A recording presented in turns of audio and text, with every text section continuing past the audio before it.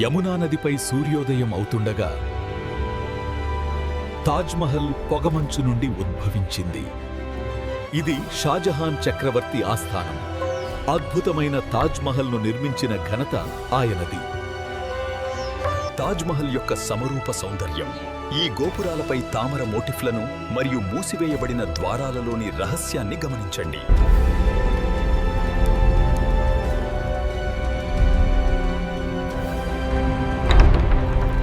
తాజ్మహల్ ఈ పేరు వినగానే మనందరికీ గుర్తొచ్చేదేంటి? శాశ్వతమైన ప్రేమకు ఒక చిహ్నం, పాలరాతితో చెక్కిన ఒక అద్భుతమైన కావ్యం. మొఘల్ చక్రవర్తి షాజహాన్ తన ప్రియమైన భార్య ముంతాజ్ కోసం కట్టించారని ఆ కథ మనందరికీ తెలుసు. కానీ ఒక్క నిమిషం ఆగండి. మనం ఇన్నాళ్లు విన్నదే పూర్తి నిజమా? ఈ అద్భుతమైన కట్టడం వెనుక మనకు తెలియని చరిత్రపుటల్లో ఎక్కడో మరుగున పడిపోయిన మరో కథేమైనా ఉందా? అవును, ఇదే ప్రశ్న మన ఈ అన్వేషణకు పునాది. మనం తరతరాలుగా నమ్ముతున్నది ఒక తిరుగులేని నిజమా, లేక కాలగర్భంలో కలిసిపోయిన మరో వాస్తవం ఏదైనా ఉందా? పదండి, ఈ రెండు వాదనలను ఒకసారి లోతుగా పరిశీలిద్దాం. ముందుగా మనందరికీ తెలిసిన కథ, ప్రపంచవ్యాప్తంగా ప్రసిద్ధి చెందిన కథను ఒకసారి గుర్తు చేసుకుందాం. ఇది ఒక చక్రవర్తి తన రాణిపై చూపిన అనంతమైన ప్రేమకు, వారి వియోగానికి గుర్తుగా నిలిచిన ఒక చారిత్రక గాథ. సరే, అధికారిక రికార్డుల ప్రకారం చూస్తే ఈ కథ 17వ శతాబ్దంలో మొదలవుతుంది. తన ప్రాణానికి ప్రాణమైన భార్య ముంతాజ్ మహల్ చనిపోవటంతో చక్రవర్తి షాజహాన్ ఆమె జ్ఞాపకార్థం ఈ అద్భుతమైన సమాధిని కట్టాలని నిర్ణయించుకున్నారు. ఆనాటి చారిత్రక గ్రంథాలు, డాక్యుమెంట్స్ అన్నీ ఇదే కథను మనకు చెప్తున్నాయి. అయితే ఇప్పుడు ఈ సుప్రసిద్ధ కథనానికి పూర్తి భిన్నమైన మరో వాదన వైపు వెళ్దాం. ఇది తాజ్మహల్ అసలు ఎలా పుట్టింది అనే దాన్నే ప్రశ్నిస్తూ మెయిన్ స్ట్రీమ్ చరిత్రకు ఒక పెద్ద సవాలు విసురుతున్న ఒక వివాదాస్పద సిద్ధాంతం. ఈ వాదనకు అసలు కేంద్ర బిందువు తేజో మహాలయ అనే పేరు. ఈ సిద్ధాంతం ప్రకారం ఏంటంటే, మనమిప్పుడు చూస్తున్నది ఒక సమాధిగా కట్టిన బిల్డింగ్ కాదు, అంతకు చాలా కాలం ముందే అక్కడున్న ఒక పురాతన హిందూ దేవాలయం. ఈ సిద్ధాంతాన్ని చాలా బలంగా ముందుకు తీసుకొచ్చిన వారిలో ముఖ్యమైన వ్యక్తి చరిత్రకారుడు పిఎన్ ఓక్. ఆయన చేసిన రీసెర్చ్ ప్రకారం తాజ్మహల్ నిర్మాణంలో హిందూ దేవాలయ వాస్తుశైలికి సంబంధించిన చాలా గుర్తులున్నాయి అనే ఆయన వాదన. ఇది చరిత్ర మీద ఒక పెద్ద చర్చకే దారితీసింది.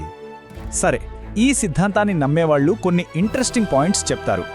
ఉదాహరణకు, తాజ్మహల్ గోడలపై కనిపించే కమలం పువ్వుల డిజైన్లు, వేదవాస్తు ప్రకారం ఉండే సిమెట్రికల్ స్ట్రక్చర్సు, కొన్ని పిల్లర్ల మీద త్రిశూలం లాంటి ఆకారాలు, ఇవన్నీ మొఘల్ స్టైల్కి కొంచెం భిన్నంగా ఉన్నాయని వాళ్ళంటారు.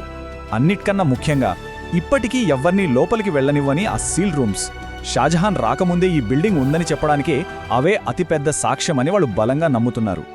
మరి ఈ వాదనల్లో నిజమెంత?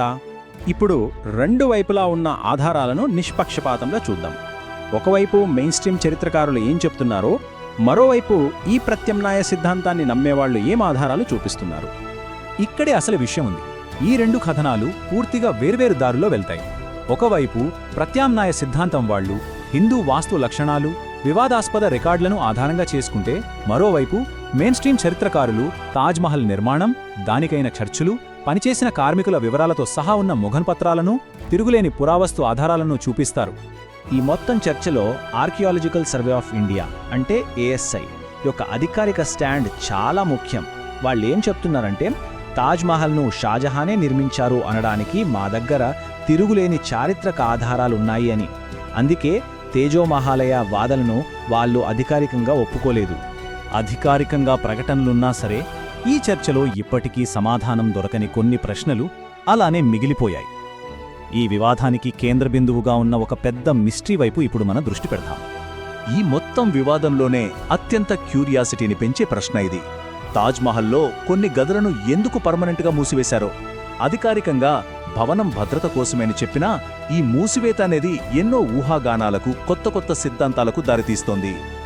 నిజంగా ఆ మూసి ఉన్న తలుపుల వెనక ఏ రహస్యాలు దాగి ఉన్నాయి? అవి కేవలం ఖాళీ గదులు మాత్రమేనా, లేక చరిత్రలోని మరుగున పడిపోయిన అధ్యాయాలను తమలో దాచుకున్నాయా? ఈ ప్రశ్నలు ఈ అద్భుత కట్టడం చుట్టూ ఉన్న రహస్యాన్ని ఇంకా ఇంకా పెంచుతున్నాయి. ఈ కొటేషన్ ఒక చాలా ముఖ్యమైన విషయాన్ని గుర్తు చేస్తుంది. చరిత్ర అంటే కేవలం ఎవరో రాసింది చదవడం మాత్రమే కాదు, దాన్ని ప్రశ్నించడం కూడా.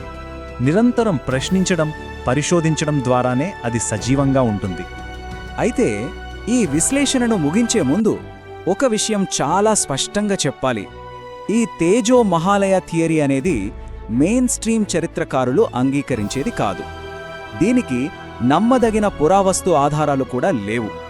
చాలామంది పండితులు కేవలం ఒకే కథకున్న వేర్వేరు కోణాలను చూపించడానికి మాత్రమే చర్చించాము. ఈ విశ్లేషణ చూసినందుకు చాలా ధన్యవాదాలు. ఈ సమాచారం నచ్చితే తప్పకుండా లైక్ చేయండి, సబ్స్క్రైబ్ చేసుకోండి. మా ఛానల్కి సపోర్ట్ చేయడానికి మీ స్నేహితులతో కూడా షేర్ చేసుకోండి. Thank you.